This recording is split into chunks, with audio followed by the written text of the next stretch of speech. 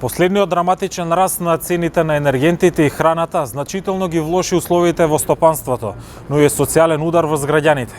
25 минути истражува дали владата може да ги заштити граѓаните од растечката инфлација, предизвикана од енормниот раст на нафтените деривати, но и дали со мерката за ограничување на маржите за трговците ќе се ублажи поскапувањето на храната и трошоците за живот. Испразнети рафтови во големите маркети и редици пред бензинските пумпи. Ова беа сликите кои ги дочека одлуките на владата за ограничување на трговските маржи на прехранбените производи и намалување на маржите кај нафтените деривати. Иако надлежните апелира за смиреност, дел од трговците ги тргнаа прехранбените продукти од рафтовите во маркетите, а компаниите кои продаваат гориво се заканија дека ќе престанат да точат. Министерството за економија на барање на владата донесе две мерки. Првата беше замрзнување на цените на основните производи, која беше донесена во декември во трајање од 3 месеци, и како продолжение се донесе новата мерка, практично веднаш продолжи по старата, тоа е замрзнување на маржите кај трговците на големо и на мало. Што се однесува и до едната и до другата мерка, не бевме правовремено консултирани, меѓутоа дадовме своје мислење, имавме на еден начин свој став, што треба да се направи, а што не. И кога беше во прашање првата мерка, но и втората мерка, за која практично и не знаевме дека до последен момент се носи, бевме ставени пред свршен чин, мерка да беше донесена како такви почна да важи од 1 март. Сметаме дека првичната версија, онака како што беше донесена првата главна одлука, не беше кристално јасна. Направи голема забуна и кај трговците на мало, и кај трговците на големо, односно производителите и дистрибутерите, и практично владееше едно разноумие. Секој различито се тумачеше, секој различито гледаше, едните сметаа дека е вака, едните онака, едните дека се опфатени, другите дека не се. Не беше прецизно направена и самата одлука и не беше прецизно напишана. Првиот човек на стопанските комори Ангеловски прецизно ги детектира слабостите на одлуката за ограничување на маржите. Генерално, ќе заклучиме дека не постои идеално објаснета и идеално пропишана мерка и така натаму. Секогаш постои можност да се интервенира, да се дообјаснува, да се евентуално отстрануваат оние нејасноти кои се појавуваат со секојдневното работење.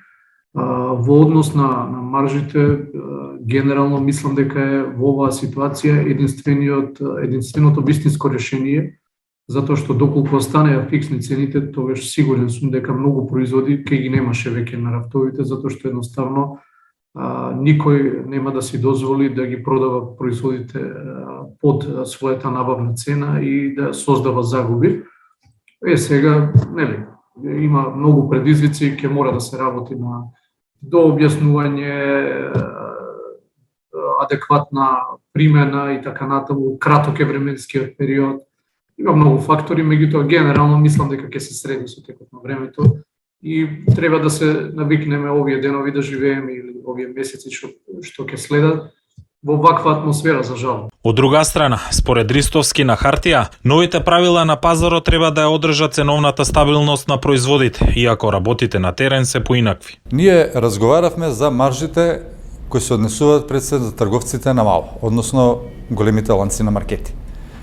Од кога дефиниравме кои производи треба да останат, а кои не треба, затоа што онака како што беше првата одлука донесена, тоа беше огромен асортиман од околу 500 производи кои ги фаќаше таа одлука, тоа веќе ќе влијаеше и повеќе од штетно на работата на маркетите и мислам дека ќе генерирава големи загуби. А во однос на граѓаните? Исто е, и сега и претходно. Зошто? Затоа што кога ги дефиниравме сега основните производи, целта е да се заштити една социјално загрозена група граѓани, која се смета дека е во поголем процент, се дефинирава тие производи. Останатите се ослободени. Например, вие може да заштитите основни производи кај местните преработки. Меѓутоа, димената програма или пак варената програма, значи збориме за производи кои што се екстремно скапи, печеница, природно зреено месо кое кошта 1200-1500 денари килограм, која категорија на граѓани вие тука штитите? Таа категорија нема потреба да се штити. Анализирајќи ги состојбите со домашните стокови резерви за храна, Ристовски оценува дека месо и жито има во доволни количини и за сега не се очекува промени на цените. Ние имаме до некоја граница пилешко месо, сега со новата компанија која е отворена на Везешари, сметам дека веќе тука се стабилизира пазарот, свинско месо сме одлични производители. И видите како се менува, зашто викам од ден на ден се менуваат приликите и не можеме точно да кажеме. До пред недела дена имаше страшно неповолен период за домашната месна индустрија. Заради маржите, месото беше повлечено, односно не се доставуваше до трговците. Афричката свинска чума си го направи своето, психоза меѓу луѓето да не купуват, ковидот не работи хореката, не се троши и почнуваат постовите сега, секојаш во овој период од едно месец и по два кога се постовите, се јавува вишок на свинско месо. 4 проблеми се поклопива во исто време. Тоа значи дека може граѓаните да очекуваат турбулентен период или ќе имаме некоја стабилизација? Не, ситуацијата се стабилизираше за 3 дена. На светскиот пазар цената порасна, владата излезе со 2 мерки за да помогне на групацијата за свињарство. Месната индустрија која се соочува сега со еден проблем, Европа се затвара и се потешко ќе се дое до суровина, замрзнато свинско месо или било кој тип на друго свежо месо генерално. Сега ќе излезе во пресед, целиот вишок ќе го купи, така да ќе бидат задоволни и месната индустрија и домашните производители на свежо месо. Но ова е некаде за период од 2, 3, 4 месеци.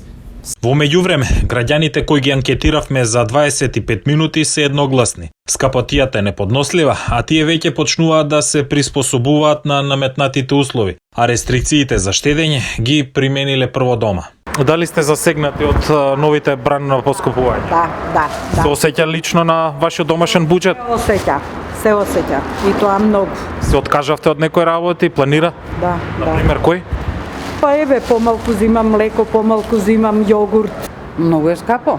Навистина, и секој ден се качуваат цените, ова не сум. Се откажавте од некои основни работи, планирате да штедите? Од многу работи. Например, што? Пример, овошје, зеленчук, тие работи се најскапи, мислам. Месото се е скапо. Како влијат новите поскапувања на горивата и енергентите врз домашниот буџет? Влие депримирачки, што да ви кажам другачи. Се скративте од нешто, штедите? Што? Од што веќе да штедиме? Како влијат новите поскапувања врз семејниот буџет и врз вас? Штедите? Нема какво штедење, едва и преживуваме више. Се откажавте од некои навики во однос на досегашните кои што ги имавте? Па за сега уште не, али како иде ќе биде и тоа. Дали влијаат на домашниот буџет и лично на вас новите бранови на поскупување на енергенсите, бензините и слично? Влијаат како не влијаат. Како се сноѓате? Штедите од нешто? Се откажавте од некои навики до сега? Па мора да се откажеме, но 50% ќе ни се намалат сите потреби, така да ќе мора да го стегнеме кајшот. Верувате дека ќе се стабилизира Стабилизира, нели? Многу добро знаеме дека све се стабилизира, само треба да пројде определен временски период. Верувате во мерките на владата за заштита на граѓаните од инфлација? Не. Па не сум никој експерт, меѓутоа чим нешто се превзема, значи било што е подобро е било што да се направи отколку ништо. И верувате на владата на мерките за заштита на граѓаните од инфлација од поскупувањата? И да и не.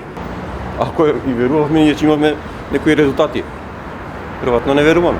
Па се труди владата нешто, али не може се да постигне. Додека граѓаните исплашени од состојбите повеќе не можат да го следат секојдневниот раст на цените на храната, горивата и сметките, пазарниот инспекторат се уште не казнува ниту за манипулациите со тргањето на производите во маркетите, ниту за заканите на дел од бензинските пумпи дека ќе го ограничат или прекинат точењето на горевата за граѓаните.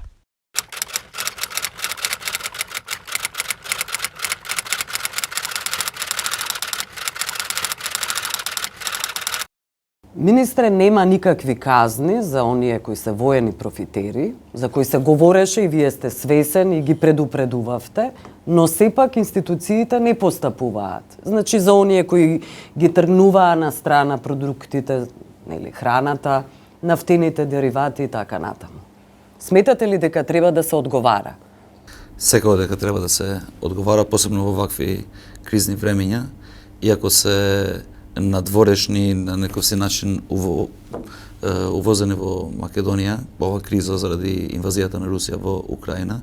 Јас веќе сум пратил и писмо како Министерство за економија во делот на толкување на законите и за заштита на потрошувачите и за нечесно однесување на трговците, било тоа на трговците со нафта и нафтени деривати, било тоа на трговците со прехранбените производи. Ние имаме законска рампа, за тоа и Државен пазарен инспекторат и другите надлежни институции и Комисијата за заштита на конкурентноста треба да постапат согласно нивните надлежности, да вршат контроли на терен и секако дека треба да превземат соодветни мерки, колку што јас сум информиран, веќе ДПИ е на терен заедно со поддршка на финансовата полиција и управата за јавни приходи, но секако дека треба и другите закони да бидат користени во ова време, а посебно законот за заштита на потрошувачите.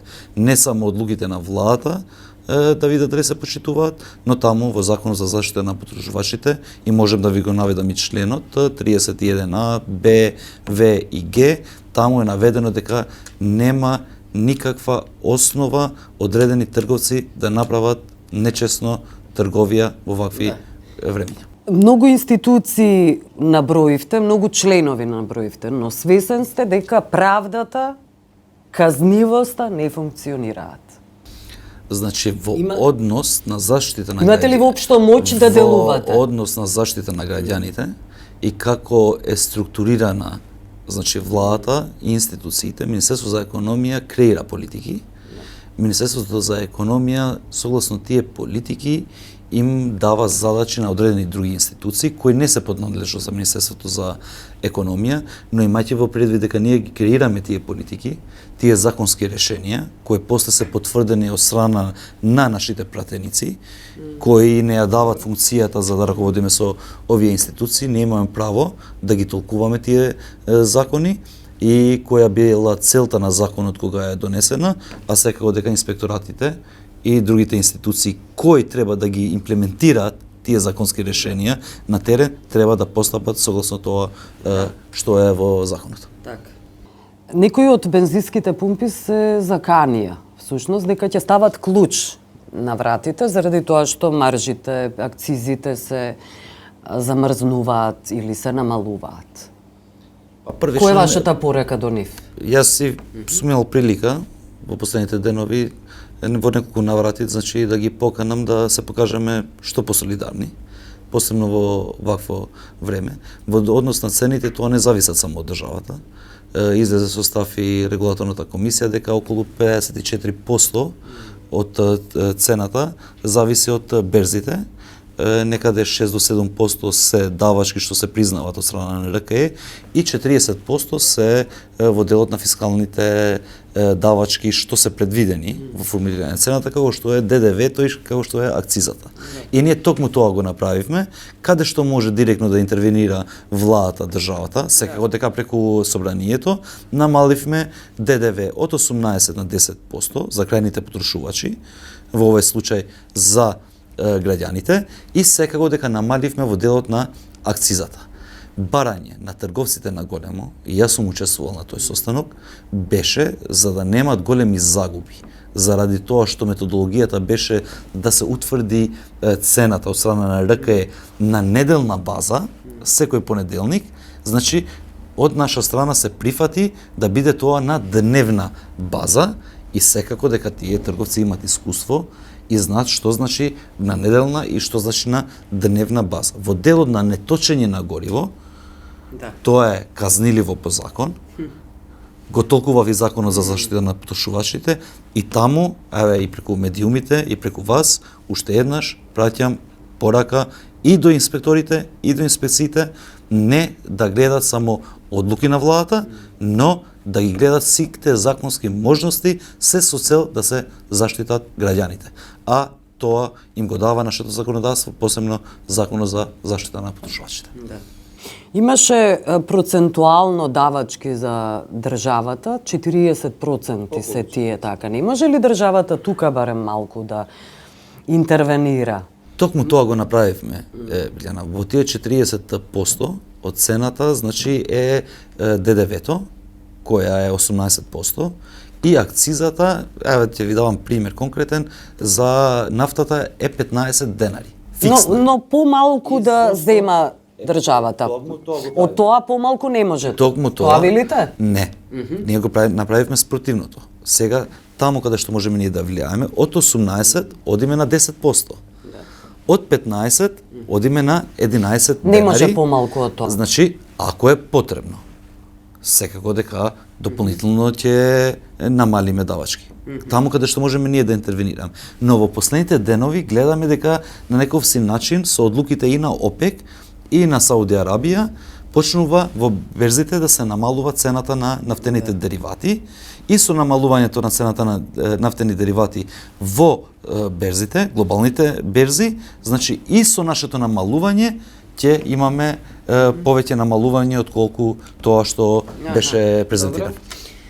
Добро, знаете кој е најтешкото прашање за вас политичарите секогаш?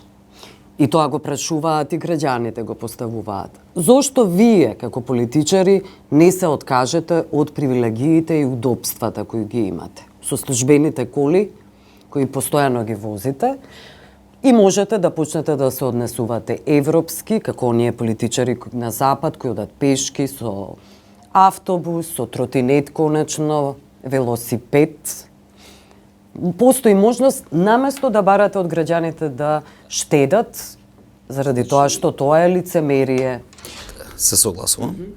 Значи, токму тоа сме го направиле. Значи, има препорака од страна на владата. Не само за министерствата, и за агенциите, и за другите дирекции, кои се во склоп на владата. Функционери, генерално. И имаме многу. За во максимум, значи да ги намалат овие трошоци, непродуктивни трошоци, и затоа ние, согласно мерките што ги презентиравме, веќе од страна на Министерството за финансии, со намалување на вакви трошоци, имаме средства каде што можеме да им излеземе во пресред на одредени категории. На социјално ранливите категории. Но многу е важно да се наведе, и би сакал да го споделам оваа информација со вас, дека во делот на заштеда, тие повици, тие пораки што ги праќаме ние, се добри за самите граѓани. Зошто? Заради тоа што не треба сите граѓани да знаат како функционира, например, цената на електрична енергија, цена на деривати или пак слично. Но ние мора да им кажеме начинот како се формулира тоа и како треба да се конзумира. Само еден пример да ви дадам.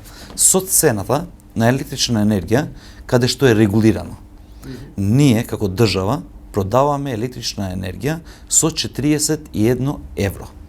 Моментално, електричната енергија во берзите е над 300 евра. Цела таа разлика е индиректно субвенционирање од страна на државата, се со цел да не биде на товар на домаќинствата и малите потрошувачи. Но што се случува? 1% од тие домаќинства во нашата држава трошат 20% од дневната потрошувача на електрична енергија во нашата држава. Што значи тоа? Тие треба да плаќаат повеќе, предпоставувам. Што значи тоа? И тоа го најавивте. Дека тие, имајќи во предвид цената, прават притисок врз производството на електрична енергија во нашата држава, а тие семејства кои трошат 20% од потрошувачката дневна, тие се богати семејства. Затоа ние веднаш почнавме со измена на методологијата во делот на утврдување на цените и од 1 јули ќе воведеме блок тарифи. Тие што трошат повеќе, ќе плаќат повеќе. Тие што трошат помалце, ќе плаќат помалце, а тие што се социјални категории на држави ќе имат и намалување на постоечката цена на електрична Добро, вие уште да го намалите данокот за оние социјално ранливи категории, да воведете пропорционален данок, па богатите да плаќаат повеќе данок, и тоа треба да се регулира. Во делот на данокот за ДДВ, ние од претходната година најавивме дека ќе биде 5% за електрична енергија, се разбираме. Иако во 1 јули ова година, согласно меканизмот кој е вграден во законот, требаше да биде 10%, ќе продолжиме до крајот на годината со 5%, а дополнително на тоа, значи пратиме во собрание да се укине ДДВ-то за увоз на електрична енергија. Ме разбравте, не само Секако ДДВ. дека Говорам за богатите, веројатно. Секако дека ве разбрав, во делот на електричната енергија и законот за енергетика, ние веќе сме ги превзели тие мерки и од 1 јули ќе почнат да се имплементират. Добро, ви благодарам. Благодарам и на вас.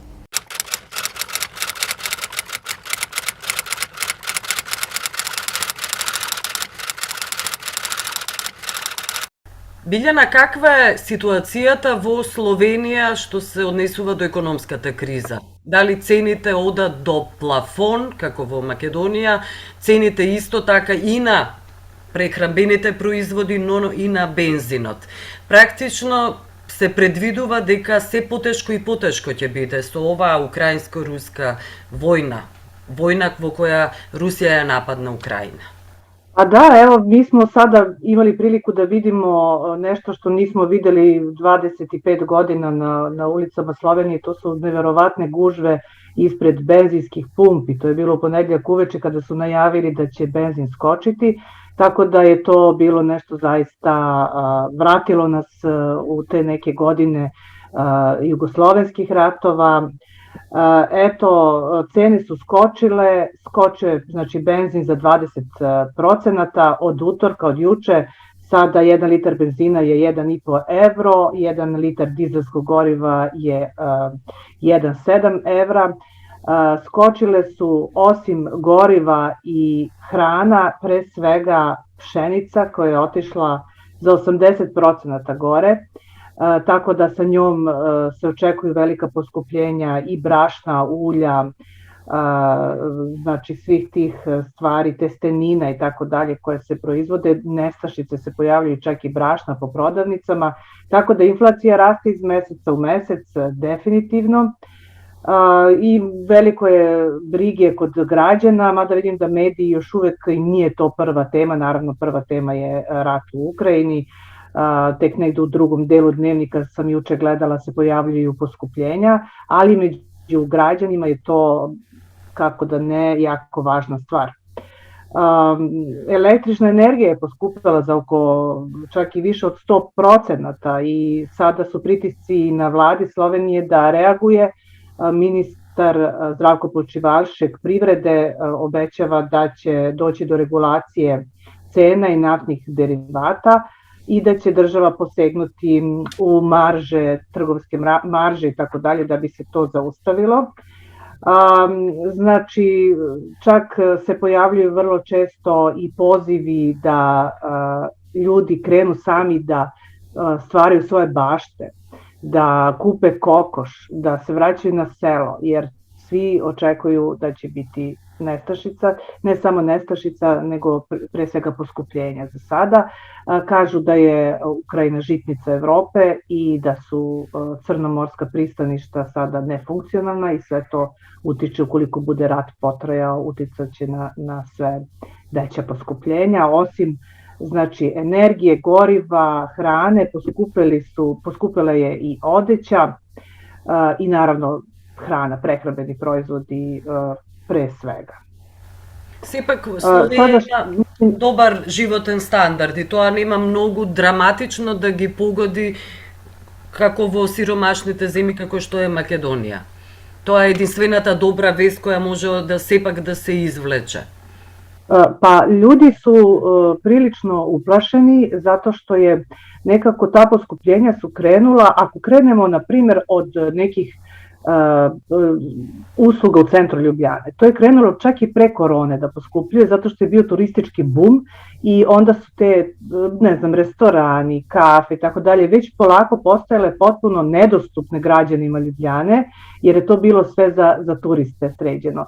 Onda je došla korona koja je pogodila gostinstvo i tako dalje, prehrambene lance prilično, pa je tu isto zbog toga nastalo poskupljenje. Sad još i rat, tako da su ljudi, mislim kao i svuda, prilično uplašeni šta će da bude, neki su već krenuli da gomilaju rezerve, neki, kao što sam rekla, kreću na te, to je sad vrlo popularno, radionice, samo skrbe se kaže na slovenačkom, znači da sam proizvodiš svoju hranu koliko god možeš. Sada statistički ured Republike Slovenije prati tako da je inflacija viša za oko 6% na godišnjem nivou i u odnosu na mesec je 0,4% u odnosu na januar i taj trend je u porastu. Dobro, ti благодарам, Билјана, за овој разговор и за оваа анализа. Hvala.